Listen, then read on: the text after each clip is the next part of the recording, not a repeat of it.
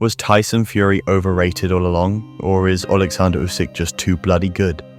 At one point in his career, Tyson Fury was considered the best heavyweight on the planet. But Tyson Fury started his professional career at 20 years old in 2008, with his first major win coming a year later against John McDermott in their English heavyweight title fight. In 2011, Fury cemented his place in British boxing by dominating Derek Chisora and claiming the British and Commonwealth titles. In 2012, the Gypsy King added another belt to his collection when he stopped Vinny Maddalone in the 5th round to win the WBO Intercontinental Heavyweight title. In his first 6 years as a pro, Fury already had 23 wins, but it wasn't until 2015 that the world finally took notice of the Brit sensation. In that year, Fury faced the legendary heavyweight king Wladimir Klitschko, who hadn't lost in over a decade. But Fury shocked the world by beating his foe ever so convincingly to win the WBA, Super, IBF, WBO, IBO, and the Ring heavyweight titles. It was a shining moment that should have turned Fury into a global superstar. But instead, it marked the start of his darkest chapter, as Fury fell into depression, battled addiction, and struggled with self-doubt. Within months, Fury gained over 400 pounds, drowned himself in alcohol daily, and even considered ending his life. When I was suffering with mental health, I was on the verge of suicide. Despite hitting rock bottom, Fury found a glimmer of hope that rekindled his passion for boxing. After 3 years away from the ring, he returned to face Deontay Wilder, the division's most feared knockout artist, in 2018. The first fight between the two ended in a dramatic split draw, but Fury made a statement in their 2020 rematch, completely dismantling Wilder to claim the WBC and the Ring heavyweight titles. Fury kept the momentum going as he stopped Wilder in their trilogy bout, defeating Dillian Whyte with ease and dominating Derek Chisora once again to cement his grip on the WBC heavyweight crown.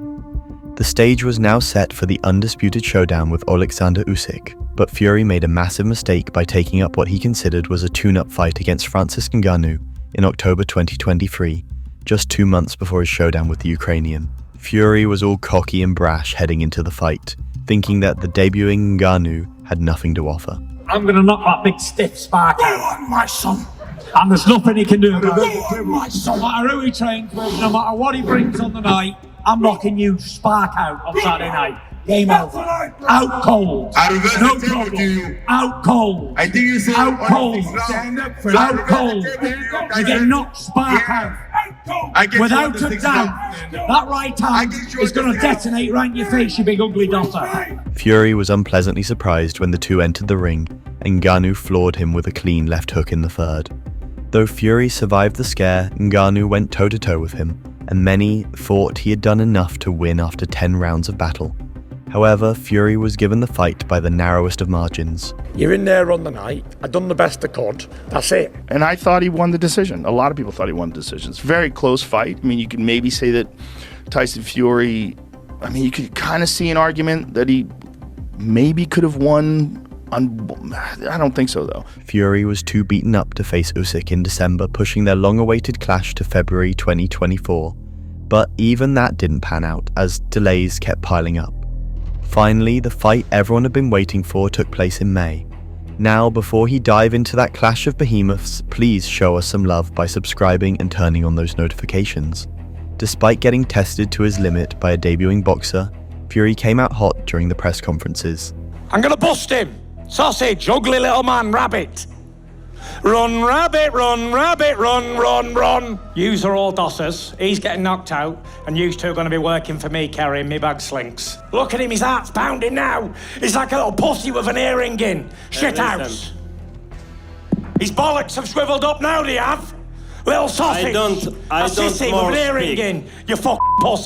I'm very happy out. to be here. Thank you so much, everybody, people. I more speak in the ring.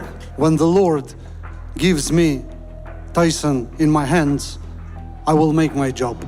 Much like the pre-fight build-up, the fight was a thrilling war with Usyk dominating early with sharp left hands, while Fury stayed composed, finding his rhythm by the 3rd round. Fury controlled the middle rounds, but Usyk's patience paid off in the 7th as he landed sharp combos that bloodied Fury. The 9th round was a turning point for Usyk as he rocked Fury and then sent him crashing onto the ropes to draw an 8 count. But Fury managed to survive and fight till the end. Ultimately, the Brit suffered his first career loss by a split decision. Fury and his team weren't happy with the decision. What can I say? It was a close fight. Could have nicked it, couldn't have, whatever. Could have been a draw, who knows? But I haven't got the decision. I'm not going to cry about it. We'll regroup. I'll have an holiday, go home, speak to the wife and kids, and we'll see. I'll see what I want to do. It was a fantastic fight. It was a spectacle. Two undefeated fighters who gave everything they could. Unfortunately, Alexander couldn't come to the press conference. He's gone for the hospital to have his jaw scanned because they feel he may have broken it. Tyson obviously had a problem with his nose, which I think he just lost his concentration for a moment in that. Up till then, it was like he was giving him a boxing lesson. But Alexander, warrior that he is, came back into it and he had that big round. And that was it. But I thought Tyson, I generally agreed with the judge to give it to Tyson. I know everybody will say, well, you would say that. But I did feel he won it. The rest of the boxing world, however, had a different view of how things played out. You can't make a case for Fury winning, I don't think. I just don't see how he won the fight. I've got nothing against Tyson Fury. You're right. You've been very complimentary of him. He's a fantastic talent. He's had an unbelievable career.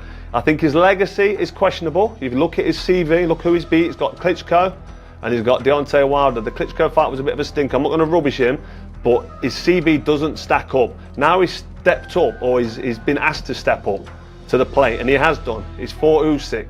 I don't think he'll beat Usyk. I disagree with you. I don't think he beats him in a rematch. I think Tyson Fury's best days are behind him. After months of drama following Fury's loss, the highly anticipated rematch was set for December 21st, heading into which Fury was brimming with confidence. I'm going to end him. End his career, this will be. You'll never hear of Alexander Usyk again after this. The rematch was another tactical battle, with Fury starting strong thanks to his jab and size, while Usyk countered with sharp movement and body shots.